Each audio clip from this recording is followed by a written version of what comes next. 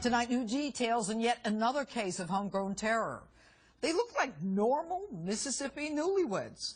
19-year-old Jalen Deshaun Young and 22-year-old Mohammed Oda Daklala arrested by the FBI on their way to the airport.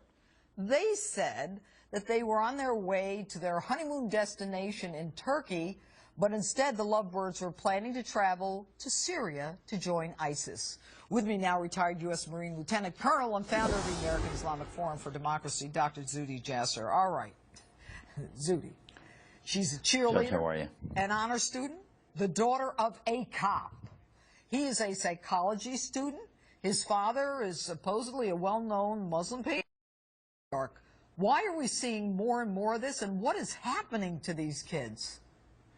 Well, Judge, it's because it's insanity. It's the same thing over and over, and we keep expecting different results, and we're baffled. And, you know, you see the quotes from the New York Times and papers wondering how did these normal kids become this way. And the bottom line is we're bare. We're ignoring the radicalization that's happening because the lens, Judge, the lens that we're using to look at these cases, be it the Tsarnaev brothers in Boston, be it the other individual arraigned in California who was going to join ISIS and others, the bottom line is the lens we're using is one of violent extremism. And long before the last few months of radicalization, these two youth were getting into a separatist ideology, a belief in the Islamic State. She told the FBI agent that she celebrated what the Chattanooga terrorists did to the Marines. And she said she wanted to go give little cubs for the Islamic State or the Dawla. She talked about her brothers. If you look at the Mosque of the Father, and I'm not saying they preached violence, but if you look at the mosque's website, they're linked to Huda TV.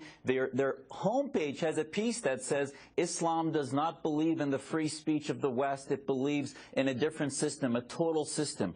These things can only, it took me 5 minutes, Judge, because I understand this. I'm trying to fight it, but we are bare. We're not fighting it. We're allowing them to get pulled into this magnet of Islamo-nationalism. You know, one of the things that amazes me is they say, well, they're young and impressionable and they want adventure. Is the ISIS allure because they feel disenfranchised? Or, you know, why don't they have an allure for America, for the American dream? I mean, why are they rejecting us? They know, this young girl knew that the subjugation of women and rape is common. She's not out of her mind.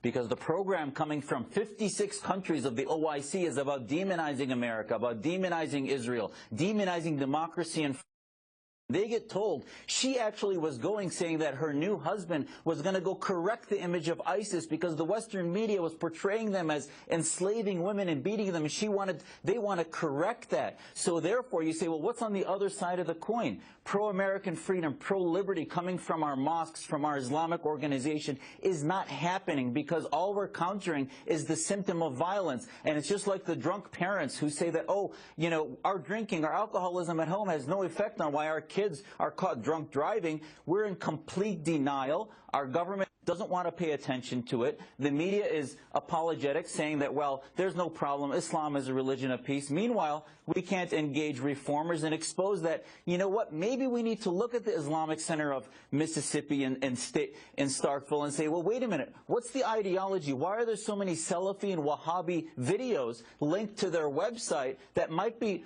for years have been radicalizing these individuals against America? It wouldn't be politically correct, Zuhdi, for us to do that kind of thing. Zuhdi Jasser, thanks so much.